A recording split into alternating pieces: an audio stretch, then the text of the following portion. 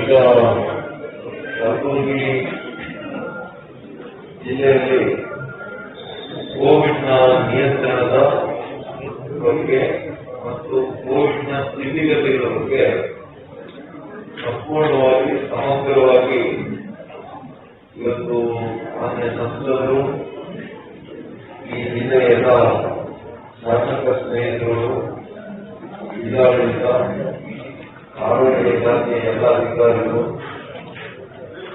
ಜಿಲ್ಲಾ ಪಂಚಾಯತ್ ಪೊಲೀಸ್ ವರಿಷ್ಠಾಧಿಕಾರಿಗಳು ಹೀಗೆ ಎಲ್ಲರ ಜೊತೆ ಕೂಡ ಒಂದು ಸಭೆಯನ್ನು ಮಾಡಿ ಅದಕ್ಕಂತೆ ಚೀಫ್ಗೆ ಭೇಟಿಯನ್ನು ಕೊಟ್ಟು ಅಲ್ಲಿ ಯಾವ ರೀತಿ ನಿರ್ವಹಿಸ್ತಾ ಇದ್ದಾರೆ ಅನ್ನೋದನ್ನ ಪ್ರತ್ಯಕ್ಷವಾಗಿ ನೋಡಿ ಇಲ್ಲಿ ಕೆಲವು ಸಲಹೆ ಸೂಚನೆಗಳನ್ನು ಕೊಟ್ಟಿದೆ. ವಿಶೇಷವಾಗಿ ಕಲಬುರಗಿ ಜಿಲ್ಲೆ ಮಹಾರಾಷ್ಟ್ರ ರಾಜ್ಯಕ್ಕೆ ಹೊಂದಿಕೊಂಡಿರತಕ್ಕಂಥ ಜಿಲ್ಲೆ.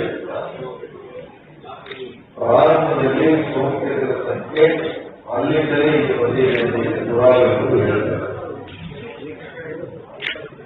ಒಂದೇ ಒಂದು ಸಮಾಧಾನದ ವಿಷಯ ಅಂದರೆ 4 ವೈದ್ಯಕೀಯ ಕಾಲೇಜುಗಳು ಈ ಜಿಲ್ಲೆ ಹೊಂದಿರತಕ್ಕಂಥದ್ದು.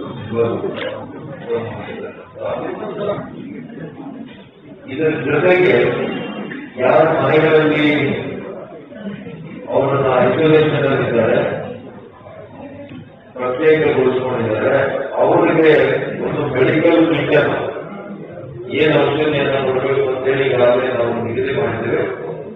ಮಾನ್ಯ ಜಿಲ್ಲಾಧಿಕಾರಿಗಳು SDRF ಮಟ್ಟದಲ್ಲಿ ಅದನ್ನ ಖರೀದಿ ಮಾಡಿ ಎಲ್ಲರೂ ಕೂಡ ಕೊಡಬೇಕು ಅಂತೇಳಿ ಸೂಚನೆ ಕೊಟ್ಟಿದೆ.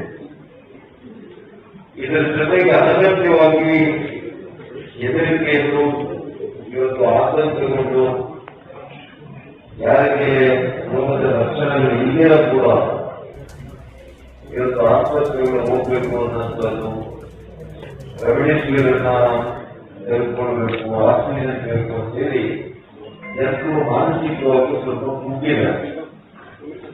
ಹಾಗಾಗಿ ಅದಕ್ಕೆ ಸರಿಯಾದಂತಹ ಸಮಾಲೋಚನೆ, ವೈದ್ಯಕೀಯ ಸಮಾಲೋಚನೆಗಳು ಇಷ್ಟಾಗಬೇಕು. ಅವ್ರ ಜೊತೆ ನಮ್ಮ ವೈದ್ಯರುಗಳನ್ನು ಮಾತನಾಡುವಂತಹ ವ್ಯವಸ್ಥೆಯನ್ನು ಕಲ್ಪಿಸಬೇಕು.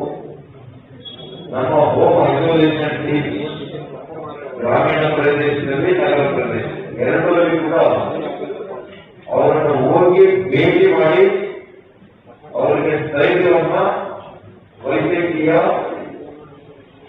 ಮಾರ್ಗದರ್ಶನವನ್ನು ಕೊಟ್ಟುಕೊಳ್ಬೇಕು ಅಂತ ಹೇಳಿ ಕೂಡ ಇವತ್ತು ಸಲಹೆಯನ್ನು